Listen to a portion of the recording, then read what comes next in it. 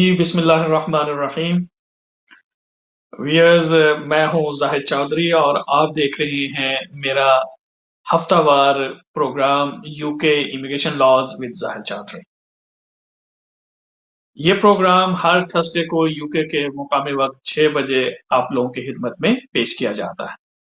अब मेरे देखने वालों को इस प्रोग्राम के फॉर्मेट का बखूबी अंदाजा हो गया होगा। ये प्रोग्राम जो है आप लोगों के सवालात की रोशनी में तरतीब दिया जाता है। इसके अलावा अगर कोई नई अपडेट्स होती हैं, नए कोर्ट केसेस आते हैं या जो भी मामलात होते हैं, मैं कोशिश होती है कि आप लोगों तक वो इस प्रोग्राम के तवज्जो से पहुंचा सकूं।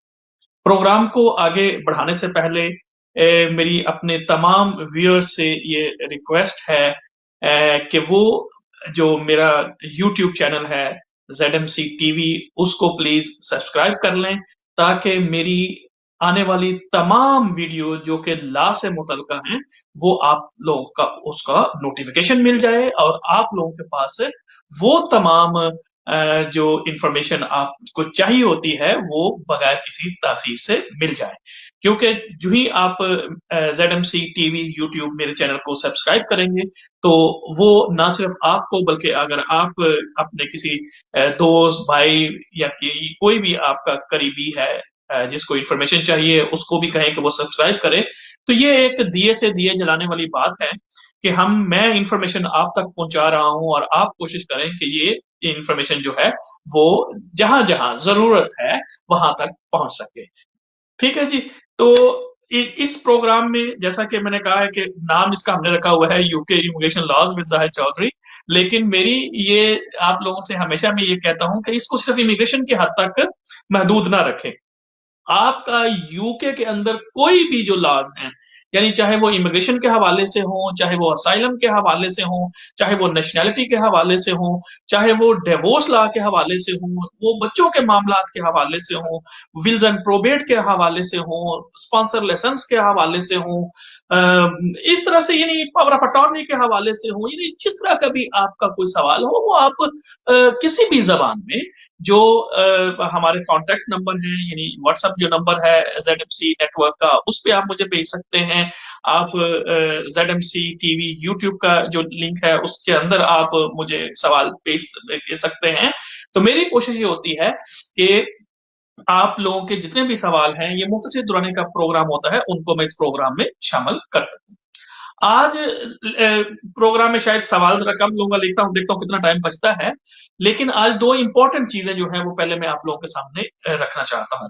पहली बात तो ये है और दोनों की चूंकि डेडलाइंस आ गई है। एक की तो डेडलाइंस है 30 जून, यानी EU सेटलमेंट स्कीम के तहत अप्लाई करने की जो डेडलाइन है वो है 30 जून 2021। एक तो इसके ऊपर आज बात होगी और दूसरा फिर ये है कि जो ग्रेजुएट स्कीम यूके गवर्नमेंट ने इंट्रोड्यूस कराई थी उसके तहत एप्लीकेशन जो है रिसीव करना शुरू कर देगा होम ऑफिस फ्रॉम 1 जुलाई 2021 से। यानी 1 जुलाई से वो एप्लीकेशन भी शुरू हो जाएंगी और ये जो डेडलाइन है 30 इसके ऊपर जो है वो मैं आज के इस प्रोग्राम में जो है वो गुफ्तगू करूंगा। इसलिए आप इसको आखिर तक देखें ताकि सारी इंफॉर्मेशन जो है वो आप तक पहुंच जाए। सबसे पहले तो ये यूरोपियन रूट की तरफ जाते हैं क्योंकि 30 जून 2021 एक डेडलाइन है। वो तमाम लोग जो यूरोपियन नेशनल हैं या उनके फैमिली मेंबर्स हैं, ठीक है जी, उन सब ने 30 जून 2021 से पहले हर सूरत में वो जो नई स्कीम इंट्रोड्यूस कराई थी EU सेटलमेंट स्कीम उसके तहत अपने आप को रजिस्टर कराना है। जब आप उसके अंदर रजिस्टर कराएंगे तो आपकी दो पॉसिबिलिटी हो सकती है। अगर आपको यहाँ 5 साल हो गए हैं रहते हुए तो आप अप्लाई करेंगे सेटलमेंट स्कीम या वो अब आपको देंगे इंडेफिनिट लीव टू रिमेन, ठीक है, यानी पक्का वीजा। अगर आपको 5 साल से कम हुआ है तो वो आपका जो वीजा होगा वो लिमिटेड लीव टू रिमेन होगी, उसे हम जो है वो सेटलमेंट पे नहीं होगी, ठीक है जी। तो इसलिए आप जहन में रख लीजिएगा कि जिन लोगों को शुरू में यानी जब PR यानी परमानेंट रेजिडेंस कार्ड होता था या रेजिडेंस कार्ड होता था वो भी मिल चुके हैं, लेकिन इसके बावजूद उन्होंने भी अप्लाई करना है। यानी आपका परमानेंट रेजिडेंस या आपका रेजिडेंस कार्ड या आपका रजिस्ट्रेशन कार्ड, जिस भी सिचुएशन में आप यूरोपियन नेशनल या यूरोपियन नेशनल के जो फैमिली मेंबर्स हैं वो उनको जो कार्ड शार्ड मिला था, वो सारे का सारा ईयू सेटलमेंट स्कीम के तहत आपने दोबारा से करना है। बड़ा इंपॉर्टेंट है, इसके कॉन्सिक्वेंसेस बड़े ज्यादा हैं, क्योंकि अगर आप 30 जून 2021 को अपने प्री सेटल या सेटल स्टेटस के लिए अप्लाई नहीं करते, यानी वो लोग जिनको 5 साल नहीं हुए वो प्री सेटल के लिए अप्लाई करेंगे, जिनको 5 साल हो गए वो सेटल स्टेटस के लिए अप्लाई करेंगे। तो अगर आप नहीं करते तो फिर आप यूके के अंदर रहने का राइट जो है वो खत्म हो सकता है आपका। ठीक है। और इसी तरीके से अगर आप पब्लिक बेनिफिट्स वगैरह ले रहे हैं तो वो भी आपके इफेक्ट करेंगे। तो इसके कॉन्सिक्वेंसेस, अगर आप लोग इतने अरसे से रह रहे हैं और अब आपके बच्चे यहाँ पढ़ रहे हैं और ये है सारा, तो लेकिन यह है कि अगर आपने अंडर ईयू सेटलमेंट स्कीम आपने रजिस्ट्रेशन नहीं कराई तो फिर क्या होगा, फिर आपको वापस भी भेजा जा सकता है और आपके बेनिफिट जो हैं वो भी खत्म हो सकते हैं। अच्छा, इसमें यानी मैं आपको सजेस्ट यही करूंगा कि अभी आज जो है वो 24th है, कल 25th होगी, तो अभी एक वीक जो पीछे रह गया है इसमें आप कोशिश करें कि ये एप्लीकेशन हर सूरत में कर दें। एक बात जो है वो ये है कि अगर कोई ऐसे एक्सेप्शनल सर्कमस्टांसेस थे जिसकी वजह से आप 30 जून तक अपनी एप्लीकेशन जो है वो नहीं कर सके, तो फिर आप 30 जून 2021 के बाद भी कर सकेंगे। ठीक है। लेकिन आपको बताना होगा कि वो कौन से फैक्टर थे जिन्होंने आपको रोका था कि आप जो है वो इस एप्लीकेशन को 30 जून 2020 तक ना करें। तो अगर आप होम ऑफिस को कन्विंस करने में कामयाब हो जाते हैं कि जी बिल्कुल आपके एक्सेप्शनल सर्कमस्टांसेस है, कोई क्वारंटीन में था या कोई और बीमार था, कोविड का सिलसिला था, उसकी वजह से अगर आपके पास एविडेंस मौजूद है तो फिर ये एक छोटी विंडो जो है इन्होंने 30 जून के बाद भी रखी हुई है। तो इसलिए आपको साबित करना पड़ेगा उस पे। तो इसलिए ये क्योंकि एक बड़ी अपडेट है अगले वीक में, तो इसलिए मैंने कहा कि आप लोगों को फिर मैं रिमाइंड करवा दूं, वो तमाम लोग जो कि ईयू नेशनल हैं और उनके फैमिली मेंबर्स भी, ठीक है, उनको इस नई ईयू सेटलमेंट स्कीम के तहत 30 जून 2021 तक रजिस्टर होना है हर सूरत में। दूसरा, इसमें जिन लोगों को पहले ही परमानेंट रेजिडेंस मिल चुके हुए हैं उन्होंने भी करना है। ठीक है। लोग तो कुछ इंक्वायरीज मुझे आ रही है, जी हमें तो ऑलरेडी पहले से मिला हुआ है परमानेंट रेजिडेंस, तो अब क्या, वो परमानेंट रेजिडेंस इंडेफिनिट लीव में चेंज होना है। ठीक है। तो ये आपने ट्रांसफर करना है। ठीक है। इसी तरह से वो लोग जिनके पास रेजिडेंस कार्ड हैं, वो कार्ड जो है वो 30 जून के बाद जो है वो ट्रेवल के लिए कारामद नहीं होंगे। तो आपको रिप्लेसमेंट के लिए अंडर ईयू, आपको जो नया आपको कार्ड मिलेगा उसके नीचे लिखा होगा अंडर ईयू सेटलमेंट स्कीम। तो अगर आप लोगों के पास पहले से ही कार्ड कोई ऐसा मौजूद है जो कि अंडर ईयू सेटलमेंट स्कीम आपको इशू है, तो फिर तो आपको वो रिप्लेसमेंट कार्ड की जरूरत नहीं है। लेकिन अगर आपको वो वैसे कोई फैमिली परमिट था या रेजिडेंस कार्ड था पहले का, जो यानी ईयू सेटलमेंट स्कीम अनाउंस होने से पहले का, तो फिर आपको रिप्लेसमेंट कार्ड जो है उसके लिए भी अप्लाई करना पड़ेगा। लेकिन रिप्लेसमेंट कार्ड से पहले सबसे जरूरी बात है कि आप पहले प्री सेटल या सेटल स्टेटस के लिए आप अप्लाई कर दें। कार्ड तो आप बाद में भी अप्लाई कर सकते हैं। ठीक है। जिन लोगों के पास प्री सेटल या सेटल स्टेटस मौजूद है और वो रिप्लेसमेंट कार्ड के लिए अप्लाई करना चाहते हैं, तो ये फ्री ऑफ कास्ट है। ठीक है। इसके लिए कोई कास्ट नहीं है, लिहाजा ये भी आपको जरूर, यानी वो जो आपके पास, जिन लोगों के पास प्री सेटल या सेटल स्टेटस डॉक्यूमेंट है जिसके ऊपर 3434 वाला नंबर उसके अंदर मौजूद है, वो सिर्फ साबित करेगा, कारामद होगा यूके के अंदर ये साबित करने के लिए कि आपका इमिग्रेशन स्टेटस क्या है। वो तो यूं ही आप वेबसाइट पे जाएंगे और वहां पे जनाब प्रूव योर आईडी करेंगे, उसके अंदर आप अपना स्टेटस वाला जो है वो नंबर 3434 और आगे जितना भी है वो अगर आप लगाएंगे तो वो आपको बता देगा कि इस वक्त आपका यूके के अंदर इमिग्रेशन स्टेटस क्या है। लेकिन वो ये जो डॉक्यूमेंट है ये ट्रेवल के लिए कारामद नहीं होगा। ठीक है, अगर आप कहीं जा रहे हैं तो फिर उसके लिए जो है वो आपके पास ऑब्वियसली, अगर जो यूरोपियन नेशनल है उनके लिए तो जरूरी इस तरह से नहीं है, लेकिन यह है कि बाकी जो नॉन यूरोपियन नेशनल हैं जिनके पास यूरोपियन पासपोर्ट नहीं है, उनके लिए फिर ये मसाइल जो है वो क्रिएट हो सकते हैं। तो आई होप कि मैंने दोबारा से इस बात को आप लोगों के सामने एक्सप्लेन कर दिया है। दूसरा टॉपिक वेरी इंपॉर्टेंट इस हवाले से कि ये एप्लीकेशन अब 1 जुलाई 2021 से होम ऑफिस ने लेनी शुरू कर देनी है। अच्छा, ये क्या है कि पिछले साल हुकूमत बरतानिया ने ये एक नई रूट जो है वो इंट्रोड्यूस कराया था कि जनाब, अगर कोई शख्स अगर कोई शख्स यूके के अंदर ग्रेजुएशन यानी डिग्री या पोस्ट ग्रेजुएशन यानी मास्टर डिग्री या पीएचडी कर देता है, तो जो ही उनकी ये कंप्लीट हो जाएगी डिग्री या पीएचडी, तो उसके बाद वो इंटाइटल होंगे। अगर तो आपने ग्रेजुएशन की है यानी डिग्री की है तो 2 साल का वीजा अप्लाई करने के लिए, ठीक है जी।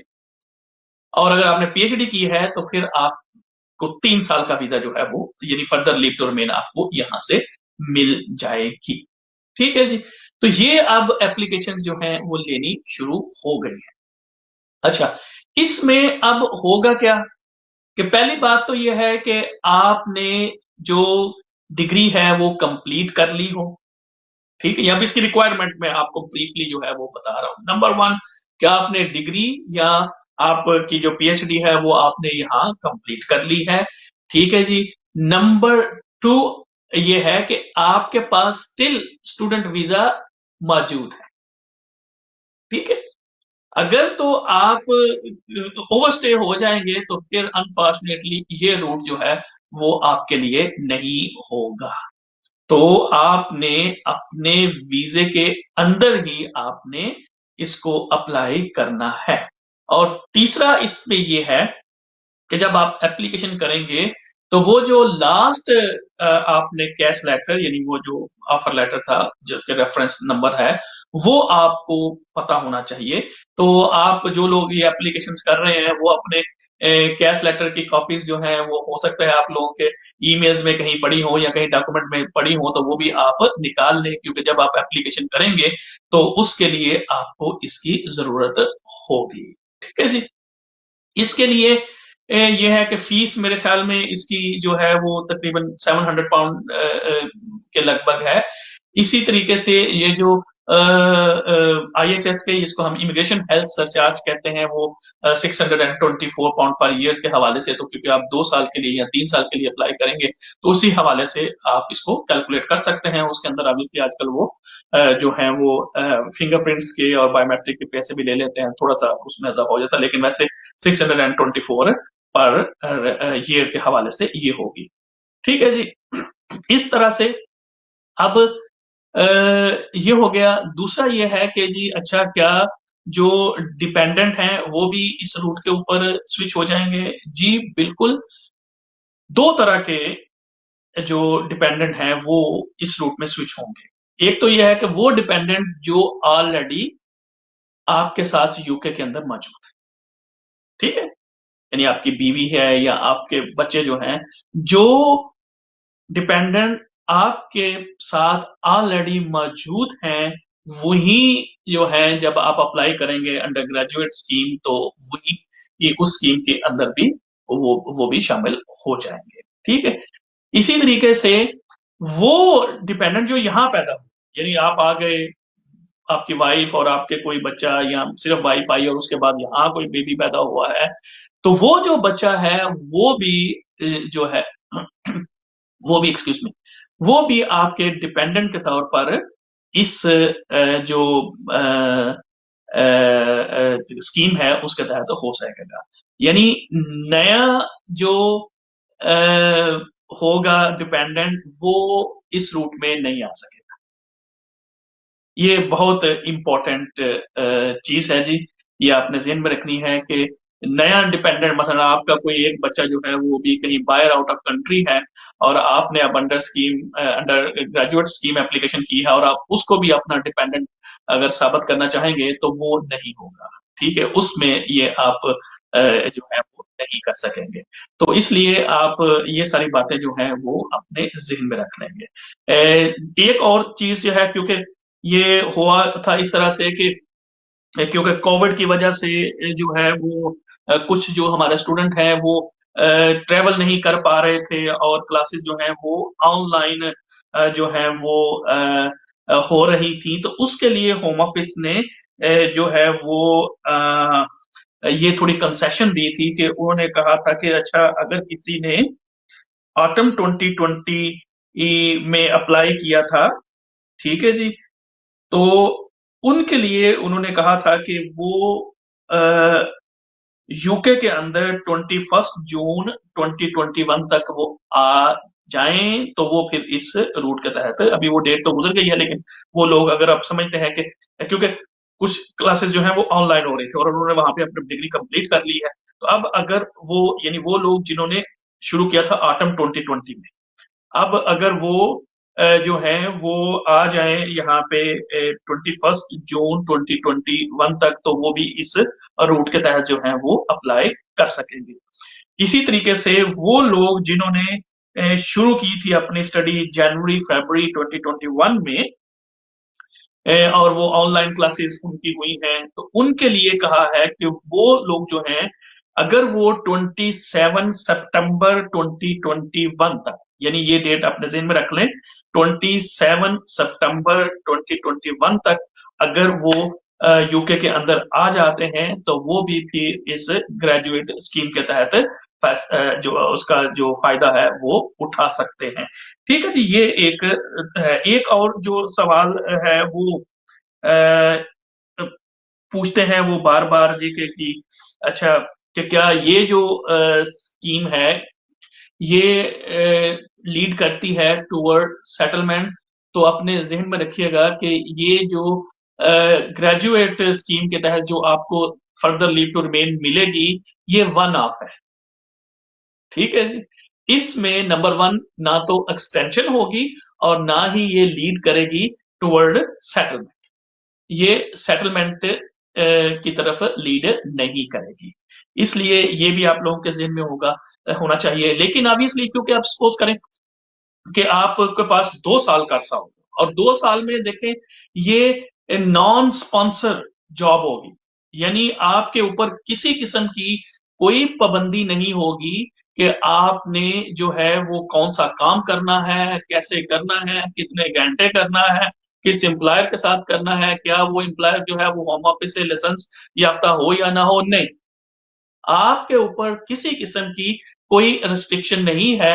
आप दबा के 2 साल, और अगर पीएचडी की हुई है तो 3 साल जो है वो आप काम जो है वो करें, जितना मर्जी आप काम करें। ठीक है जी, और उसके बाद जो है वो, अब इसमें क्योंकि आपके पास वक्त आपको मिल जाएगा, तो उसमें ये होगा कि आप जो हैं वो फिर अगर स्विच कर जाते हैं कोई ऐसी वर्क रिलेटेड, यानी टीयर 2 में चले जाते हैं आप उसमें, तो ऑब्वियसली वो जो कैटेगरीज होती हैं वो क्योंकि लीड करती हैं टुवर्ड्स सेटलमेंट में, तो वो आप उसमें फिर आप सेटलमेंट के लिए आप जा सकते हैं। ठीक है, लेकिन यह है कि ये जो रूट होगा अंडर ग्रेजुएट स्कीम वाला, ये इटसेल्फ जो है ये लीड नहीं करेगा सेटलमेंट की तरफ। ठीक है, तो आप उसमें कर सकते हैं। दूसरा ये देखें, जैसे आपसे मैंने कहा कि आपने ग्रेजुएशन की है, ग्रेजुएशन के बाद आप को 2 साल का वीजा मिल गया है, वो आपने किया और कोई ऑप्शन नहीं है, तो आप दोबारा से जो है वो स्टूडेंट वीजे के ऊपर स्विच कर सकते हैं। लेकिन ये फिर ज़हन में आपने रखना है